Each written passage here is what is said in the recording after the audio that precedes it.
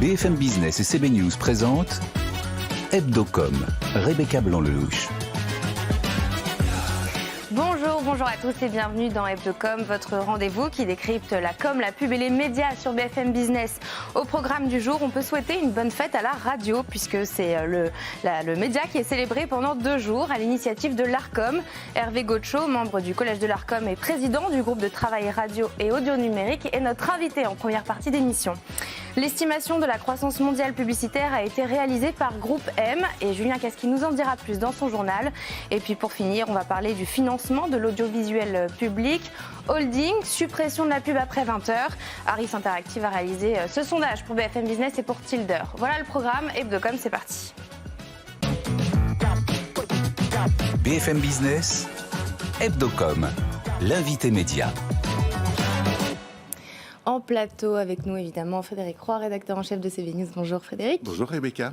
Et ce jeudi et ce vendredi, nous célébrons le média préféré des Françaises et des Français, la radio, puisque c'est tout simplement la fête de la radio pour la 3e année consécutive, organisée à l'initiative de l'Arcom, ex-CSA. Et notre invité aujourd'hui, c'est Hervé Gaucho. Bonjour. Bonjour. Merci d'être avec nous. Vous êtes membre du collège de l'Arcom et vous y présidez le groupe de travail radio et audio numérique. Alors, au programme de ces 2 jours, portes ouvertes, expos, émissions spéciales, concerts pour mettre en avant la radio et ceux qui la font vivre. Hervé Gaucho, pourquoi organiser une fête de la radio et qu'attendez-vous de cette fête ? En fait, la vraie question, c'était pourquoi est-ce qu'il n'y avait pas eu de fête de la radio avant ? Parce que, enfin, vous venez de le dire, c'est le média préféré des Français. La radio est partout dans notre vie. C'est 40 millions de personnes qui l'écoutent tous les jours, presque 2h40. Et puis, voilà, enfin, on se regarde nous-mêmes en train d'écouter la radio, en prenant le café le matin, en se rasant, en allant travailler, en étant en voiture, en étant au travail, en étant dans les magasins.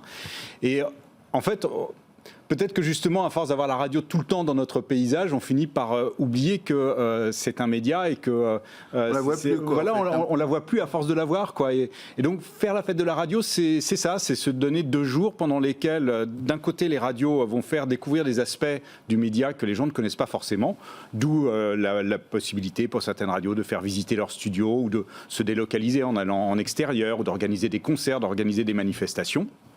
Et puis pour les auditeurs, c'est aussi l'occasion de se manifester auprès des radios et de dire combien ils les aiment sur les réseaux sociaux, par exemple. Et vous me disiez que la fête bat son plein. Est-ce qu'elle marche mieux que l'année dernière ou l'année d'avant ? Oui, j'ai l'impression qu'elle marche mieux. Alors, la toute première année, c'était les 100 ans de la radio, c'était les 40 ans de la libération de la bande FM, c'était la première fête, donc ça avait été très spectaculaire. L'année dernière, on était en plein pendant les élections, donc peut-être que tout le monde avait un petit peu la tête ailleurs. Et là, cette année, on sent que, à nouveau, c'est vraiment reparti très fort. Les radios sont très mobilisées. Là, juste avant de venir, je regardais sur les réseaux sociaux. On voit que les gens, il y a des débats qui s'organisent à l'occasion de la fête. Oui, à l'occasion de la fête de la radio, qui s'organisent entre les gens sur la radio. C'est bien, c'est pas bien, c'est pas. Donc c'est vraiment très, très, très satisfaisant. Ouais. Et alors, c'est le DAB+ qui est mis à l'honneur cette année. D'ailleurs, est-ce qu'on dit DAB+ ou DAB+? On dit comme on veut. On dit comme on veut. Alors DAB+ pour moi, le Digital Audio Broadcasting Plus, et il passera d'ailleurs le cap symbolique d'une couverture de 50% de la population sur l'Hexagone cet été. Est-ce que déjà vous pouvez rappeler ce que c'est ? Oui, parce que là, dit comme ça, je pense que les gens... Après, on est sur BFM Business, mais quand même. Non, mais c'est sûr, vous avez tout à fait raison. Le DAB+, c'est la radio numérique terrestre. C'est comme la TNT pour la télévision, mais c'est la même chose pour la radio, c'est-à-dire que toujours avec un poste de radio, alors équipé d'une puce DAB, c'est pas les postes. Enfin, il faut changer son poste de radio en fait, mais on en trouve dans le commerce pour pas cher. Non, pas beaucoup plus. Honnêtement, on trouve aussi des entrées de gamme en DAB+. Et c'est peut-être quelques euros de plus, mais honnêtement, non, on trouve des choses tout à fait acceptables. Et puis quand on achète une voiture neuve aujourd'hui ou qu'on a une voiture récente, c'est sûr qu'il y a une puce DAB dans l'autoradio. Et donc on reçoit la radio sur sa radio, sur son poste de radio normal, avec l'antenne, et pas en passant par Internet, mais à la place de l'AFM avec un son analogique, on a un son de qualité numérique, en qualité comme si on écoutait un CD ou comme si on était sur une plateforme de streaming. On n'a plus d'interférences, on n'a plus de grésillement, on n'a plus besoin de chercher la fréquence parce qu'il suffit de sélectionner sur un petit écran alphanumérique le nom de la station qu'on veut écouter. Donc c'est vraiment c'est le meilleur des deux mondes, à la fois de la FM et du hertzien et du numérique. Et aussi parce qu'il me semble que c'est plus écologique. Et alors justement, c'est plus écologique, c'est bien de le rappeler par Pourquoi ? les temps qui courent. Parce qu'en fait, alors on ne va pas rentrer trop dans la technique, mais la spécificité du DAB+, c'est qu'au lieu d'avoir une fréquence pour une radio, on a une fréquence pour 13 radios qui sont encoquillées dans un seul et même signal numérique. Donc forcément, on consomme beaucoup moins d'énergie pour diffuser et donc c'est mieux pour l'empreinte environnementale. Pour se rendre compte concrètement, vous avez un chiffre de compensation J'ai pas le chiffre en tête, mais on sait que c'est nettement mieux que l'AFM et que l'écoute sur Internet. La BBC a fait cette étude il n'y a pas très longtemps et je crois que chez nous, l'ADEME s'est penché sur la question aussi. Est-ce que je peux être un peu cruel sur le DAB ? Parce que il se trouve que je suis un assez vieux journaliste et que j'ai l'impression d'entendre parler du DAB depuis que j'ai commencé ce métier, ou presque. Et qu'est-ce qui ferait qu'aujourd'hui, ça décollerait enfin, quoi ? Ça décolle enfin. Alors, c'est vrai, vous avez raison. Le DAB+, a véritablement démarré en France en 2014. Donc, ça fait quand même 9 ans. Ouais. Et on a attendu. Et c'est vrai que, honnêtement, ça a eu du mal à démarrer parce que je pense qu'il y avait quelques grands éditeurs qui n'étaient pas absolument convaincus du bien fondé de cette nouvelle technologie. Et puis, ça y est, on va dire que chacun a fait sa petite révolution. Ils s'y sont mis. Il y a eu un événement qui a été très important en 2021, le 12 octobre, où on a lancé les antennes nationales du DAB+. Oui.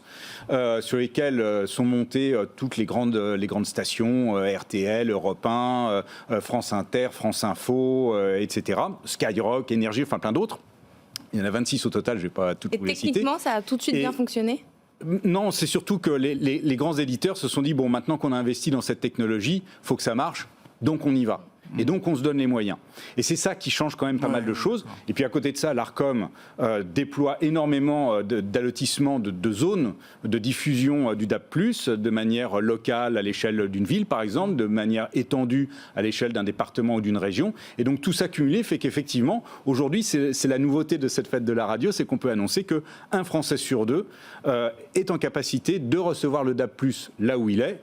On va se déployer en... Pardon ? Il y en a combien qui le reçoivent vraiment, enfin qui s'en servent ? 1 sur 2. Qui s'en servent vraiment. Qui s'en servent. Ça, on n'en sait rien parce que pour l'instant, il n'y a pas beaucoup de mesures d'audience fiables. Donc, on est un peu dans le doigt mouillé. C'est difficile de se faire une idée. C'est le début. Voilà. Mais d'ici la fin de l'année, début 2024, on devrait dépasser les 60%. Donc, on se déploie très vite. Initialement, on devait être à 40% en 2023. Donc, on avance assez rapidement.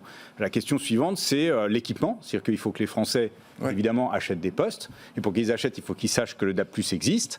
Et c'est pour ça qu'il faut en parler. Et donc, on va avoir d'ailleurs une campagne de promotion du DAB+ à l'automne, organisée par les éditeurs pour faire connaître cette technologie aux Français. Et puis, c'est bien que je sois avec vous aujourd'hui. Pour en parler.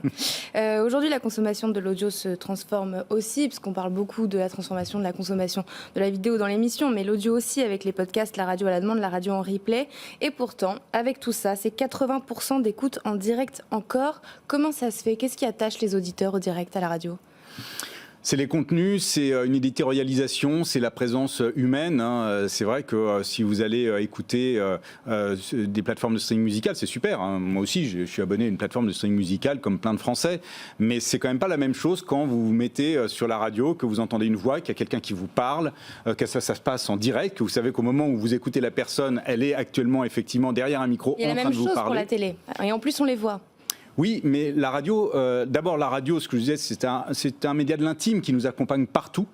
Et qui nous accompagne d'autant plus facilement que justement on n'a pas besoin d'avoir les yeux rivés sur un écran, donc on peut faire des tas de choses en même temps et c'est ce qu'on fait, et du coup la radio est vraiment chez nous et elle fait travailler aussi notre imagination. En fait c'est un avantage de ne pas avoir l'image, je pense, pour la radio, et puis on a tous des histoires de radio, des souvenirs de radio qui remontent souvent à l'enfance, donc il y a cet enthousiasme et puis cette confiance aussi, parce qu'on sait que c'est le média dans lequel les Français ont le plus confiance. Tous les ans il y a l'apparition du baromètre baromètre de la confiance dans les médias, de la Croix, et c'est toujours la radio qui arrive en tête pour la confiance, et ce n'est pas un hasard. Ça ne veut pas dire que la télé, c'est mal, je fais 30 ans de télévision, mais on sent qu'il y a une intimité dans la relation des auditeurs avec la radio. D'ailleurs, la radio est aussi le seul média pour lequel le marché pub était en hausse en 2022 de 1,2%, alors que le reste était en baisse de 3% environ. Qu'est-ce qui intéresse les annonceurs? Est-ce que c'est cette confiance, justement, ou est-ce que c'est les radios locales avec la proximité, les radios nationales? Alors c'est tout ça à la fois, plus l'agilité, c'est-à-dire que donc, la radio a une bonne partie de son marché publicitaire qui réside dans les offres promotionnelles dans la grande distribution, ce qui est interdit d'ailleurs à la télévision par exemple. Et donc voilà, un matin vous avez une promotion sur des poireaux ou sur des pêches et vous savez que c'est à temps dans tel magasin, etc. Et le lendemain ça va être autre chose. Et il y a cette espèce de réactivité de la radio qui intéresse les annonceurs et qui en même temps touche énormément de gens d'un seul coup. Voilà. Et pourtant, la pub radio est quand même pas la plus sophistiquée qui soit, on va dire. Ah non, elle fonctionne en efficacité, oui, ça c'est sûr. C'est pas toujours heureux, c'est d'accord, mais c'est efficace en tout cas. Aujourd'hui, la radio est écoutée par 40 millions de personnes tous les jours, pendant 2h37. Quels sont les principaux défis pour maintenir cette audience et cette croissance du marché publicitaire là, pour 2023 ? Alors, les défis, ils sont nombreux, ils sont plusieurs. On va dire que la radio, comme tous les médias dits traditionnels, même si j'aime pas beaucoup le terme, ça fait un peu vieillot, ce qui n'est pas du tout le cas. La radio est sous la pression de la concurrence du numérique, évidemment, en termes d'audience, en termes d'usage, en termes de marché publicitaire aussi, et donc elle doit faire face à ces défis. Et pour y faire face, comment savoir si elle va bien ou si elle va mal en fait là. Elle va bien, mais elle est. Certains sont inquiets, d'autres sont vigilants, on va dire. Mais tout le monde sait qu'il y a des échéances et qu'il ne faut pas se laisser surprendre, que donc il faut être dans le match. D'un point de vue technologique, on vient de parler du DAB+, mais c'est aussi effectivement l'apprentissage de la radio à la demande avec les podcasts et la délinéarisation des contenus. Il y a les enjeux liés aux contenus eux-mêmes, c'est-à-dire comment faire aujourd'hui pour que quelqu'un qui a une heure devant lui se dit tiens, plutôt que d'aller écouter de la musique sur une plateforme de streaming ou même d'aller regarder une série sur Netflix, je vais allumer la radio pour écouter ce qui se passe. Ça permet de découvrir aussi des nouveaux... Voilà, donc il faut aussi se réinventer de ce côté-là. Et puis, d'un point de vue économique, oui, les marchés publicitaires vont un petit peu mieux. C'est vrai à l'échelle nationale, c'est un peu moins vrai selon les territoires sur les marchés locaux. Et on voit bien que le marché publicitaire se fait un peu grignoter effectivement par d'autres entrants et qu'il va falloir que la radio réfléchisse aussi à peut-être une autre manière de créer de la valeur avec le numérique par exemple ou en s'adressant à des entreprises. Enfin, il va falloir inventer et je pense que la radio est face à tous ces défis. Il ne faut pas oublier quand même que c'est un média qui existe depuis plus de 100 ans, qui s'est toujours adapté au fil du temps à ces évolutions technologiques et elle va s'adapter à cette nouvelle donne comme elle s'est adaptée aux autres. Pour terminer cette interview, on accueille Julien Casqui, notre journaliste BFM Business, qui va vous faire un petit questionnaire en rafale, 10 questions, 2 minutes, avec un chrono, voilà. Je m'accroche. Allons-y. On lance le chrono, c'est parti. Allez, première question, Hervé Gocho, le matin, quelle radio écoutez-vous ? Alors moi j'ai des vieilles habitudes de journaliste que j'ai été pendant 30 ans et je fais le tour des matinales, j'en écoute plusieurs, beaucoup en fait. Le média radio en 3 mots. La résilience, l'intimité et la proximité, qui n'est pas tout à fait la même chose que l'intimité. Ce que la radio a, que n'a pas la télé. Elle n'a pas l'image. On vient d'en parler, hein, c'est-à-dire que justement ça crée une intimité que la télé ne crée pas. L'avenir de la radio, c'est le podcast ou pas ? Oui, entre autres, absolument, oui. 3 ingrédients pour faire une bonne émission de radio. De la bonne humeur, du sérieux, un troisième ingrédient, de la qualité du son. La voix de la radio qui vous a marqué dans votre vie ? Il y en a plusieurs, j'hésite entre Jacques Chancel, Pierre Bellemare. C'est des voix qui ont marqué mon enfance, donc voilà, j'en ai gardé ce souvenir-là. Il y a des très belles voix aussi aujourd'hui. Hein. Plutôt Philippe Bouvard ou Laurent Ruquier ? Tous les deux ont animé Les deux. grosses têtes. Les deux, ouais. Si vous étiez une émission de radio, ce serait laquelle? Ce serait une émission qui n'existe plus, que je regrette et que j'aimais énormément. C'était le Tribunal des flagrants délires, qui était quelque chose d'extrêmement drôle et d'extrêmement intelligent. Non pas que je me considère comme extrêmement drôle et extrêmement intelligent, mais j'aimerais bien. Est-ce que la radio doit être filmée? Oui, parce que c'est les usages un petit peu normaux. Il y a un certain nombre de radios qui se font suivre sur Internet en live stream.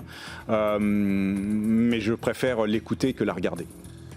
Et puis pour terminer, est-ce qu'il y a une question pendant cette interview qu'on ne vous a pas posée, que vous auriez aimé qu'on vous pose? Oui, peut-être comment est-ce que justement l'Arcom, le régulateur, fait pour accompagner cette mutation Le du livre secteur. blanc, on n'a pas eu le temps d'en parler rapidement. Et alors effectivement, on est engagé dans la rédaction d'un livre blanc. Alors, bon, déjà, on accompagne le secteur au quotidien. Moi, c'est mon métier tous les jours. Et on est lancé dans la rédaction d'un livre blanc de la radio auquel on associe tous les acteurs du secteur et aussi des acteurs de secteurs connexes, comme par exemple les constructeurs automobiles sur la place du son dans la voiture. C'est vraiment pour accompagner cette transformation du FM vers le DAB+. De la FM vers le DAB+, et se poser avec eux les questions de quels sont en fait les jalons nécessaires pour trouver ce chemin qui va emmener justement la radio vers cette mutation technologique et vers le succès. Merci Hervé Gaucho d'avoir été avec nous. Vous êtes membre du Collège de l'Arcom et vous y présidez le groupe de travail radio et audio numérique. C'est parti pour le journal de Julien Casqui. Merci. BFM Business, Hebdocom, le JT de la com. Et on commence par les investissements publicitaires mondiaux qui devraient croître en 2023. Et oui, de 6% selon les dernières prévisions de GroupM, l'agence média de WPP. Des prévisions qui confirment dans l'ensemble, c'est publié en décembre dernier. L'étude porte sur 62 pays et sur tous les supports. Dans le détail, la croissance du digital sera ralentie en 2023. L'audience de la télé linéaire continuera à décliner, mais l'affichage devrait poursuivre sa bonne remontée portée par un rebond en Chine. En France, GroupM prévoit une hausse de plus de 4% du marché publicitaire, avec un fort dynamisme au deuxième semestre dû à la fin de la crise sociale et à une baisse de l'inflation. La Commission européenne menace de démanteler Google. Elle vient de déposer une plainte pour abus de position dominante sur son activité de pub en ligne. Google est accusé de privilégier ses propres outils publicitaires, en l'occurrence sa plateforme de bourse d'annonces publicitaires AdX, au détriment de ses concurrents. La Commission européenne pourrait forcer Google à vendre une partie de ses activités de pub en ligne s'il ne cessait pas ce comportement. Des négociations vont commencer dans les prochaines semaines entre Bruxelles et le géant américain. Voilà, ça va commencer dans les prochaines semaines. Ce serait une première. Netflix pourrait diffuser des événements sportifs en direct. Et il commencerait par du golf. Selon le Wall Street Journal, Netflix réfléchit à organiser et à diffuser cet automne un tournoi de golf qui réunirait à Las Vegas des pilotes de Formule 1 et des golfeurs professionnels. Plus précisément avec des stars de sa série sur la Formule 1 Drive to Survive et de Full Swing sur la saison de golf 2022. Netflix se passerait ainsi d'acquérir les droits exorbitants d'une compétition sportive officielle tout en retransmettant un programme sportif. Et en parlant de droits télé, France Télé et M6 ont trouvé un accord pour diffuser les matchs de l'équipe de France de foot féminine. Omnicom se lance en France dans le retail média, soit la monétisation de la pub en ligne sur les sites de e-commerce. Omnicom ouvre un bureau à Paris de sa filiale Transact dédié à cette activité et déjà présent dans une vingtaine de pays. Cette nouvelle structure réunira 20 experts qui interviendront de manière transversale pour toutes les agences du groupe. Les recettes publicitaires du retail média pourraient dépasser celles de la télé d'ici environ 5 ans selon GroupM. Et comme chaque semaine, on finit ce journal par notre campagne chouchou, par la campagne validée par Hebdocom de la semaine. Et cette semaine, on a choisi encore celle de Burger King. Encore effectivement à l'occasion de l'annonce de son partenariat avec le chef Michel Saran. Un partenariat qui a commencé ce mardi et qui se terminera dans 1 mois et demi. Pour cette première collaboration, l'ancien juré de Top Chef a créé 3 burgers inédits pour la chaîne de fast-food, des burgers qualitatifs comme il l'affirme. Pour cette campagne humoristique, Burger King surfe sur le décalage entre la réputation exigeante des chefs étoilés et la restauration rapide et mise sur l'autodérision de Michel Saran. On écoute et on regarde. Et on n'oublie pas la sauce olive. Vous avez fait le brief avec le maître d'hôtel? Quel maître d'hôtel? Sur le chèvre la roquette, c'est à la pince. Ok, Michel. Non, ici c'est chef, oui chef. Oui, chef. Ok.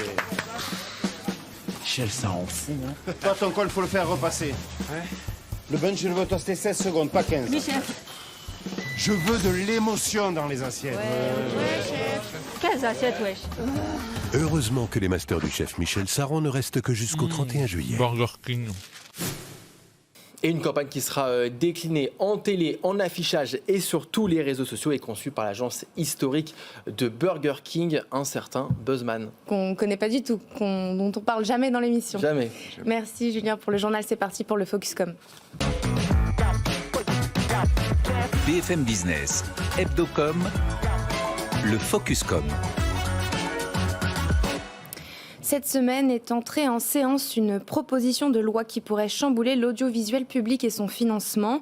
Au programme, création d'une holding qui rassemble France Télévisions, Radio France, France Média Monde et l'INA et un plafonnement pour la publicité de ce système de parrainage après 20h. Pour rappel, la pub a été supprimée sur les chaînes publiques après 20h en 2009 et c'est pour compenser cette perte que le système de parrainage a été instauré.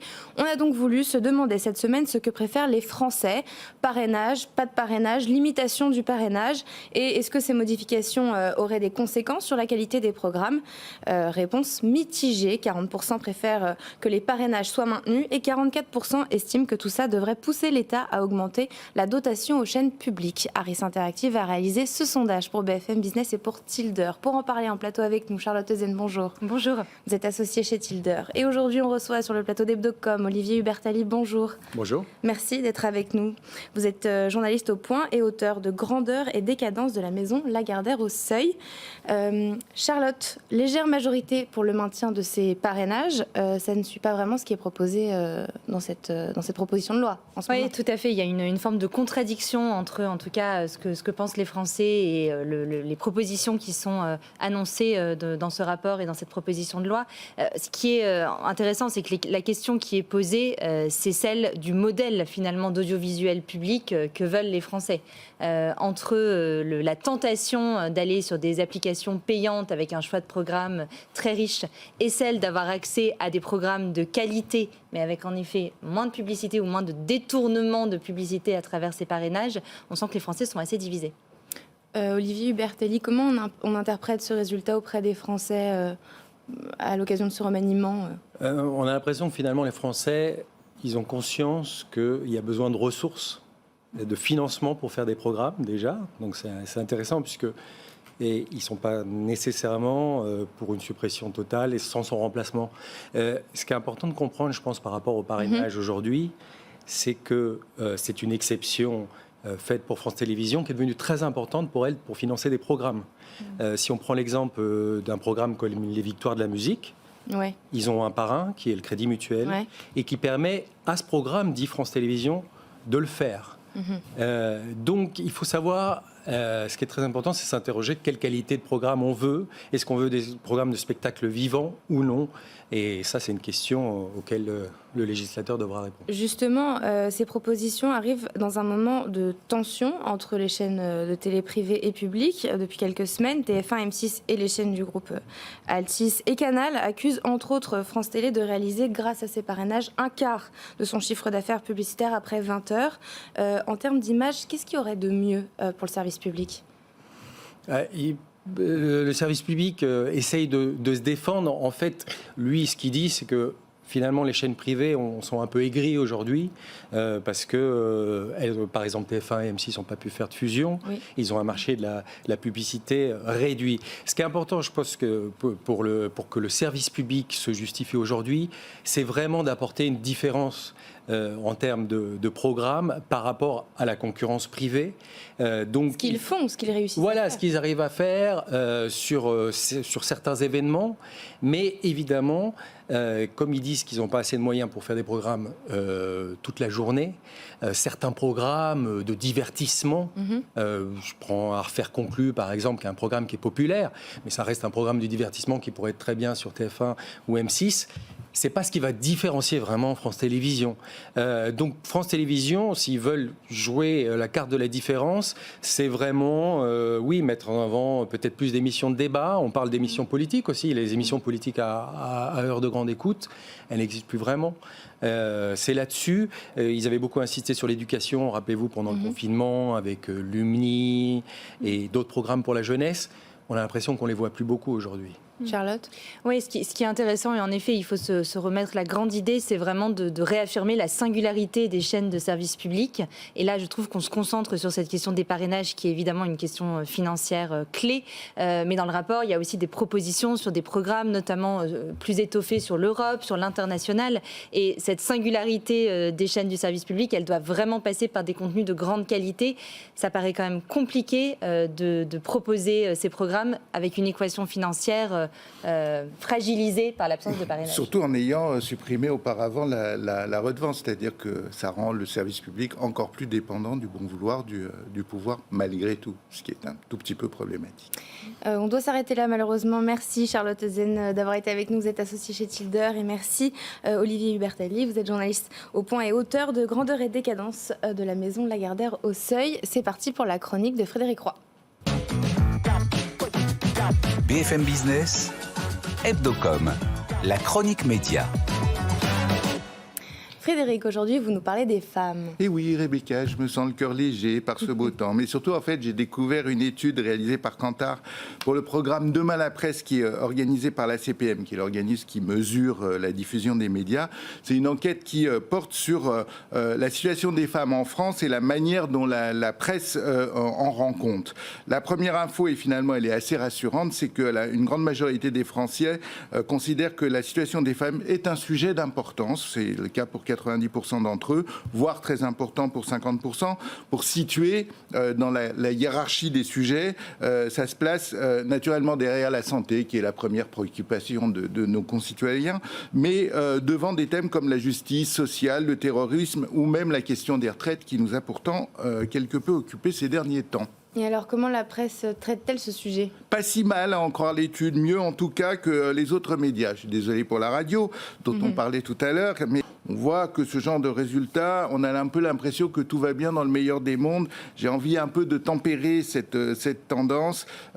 Pour positif qu'il soit, ces résultats cachent quand même des situations un tout petit peu plus difficiles. Tout ça pour dire, chers confrères de la presse et de la pub, qu'il y a encore un peu de travail. Absolument, il y a encore un peu de travail. Merci Frédéric Roy pour cette chronique et merci à tous de nous avoir suivis. Rendez-vous la semaine prochaine, même heure, même endroit, mais aussi en replay à la demande sur toutes nos plateformes. Très bon week-end sur BFM Business. Hebdocom sur BFM Business.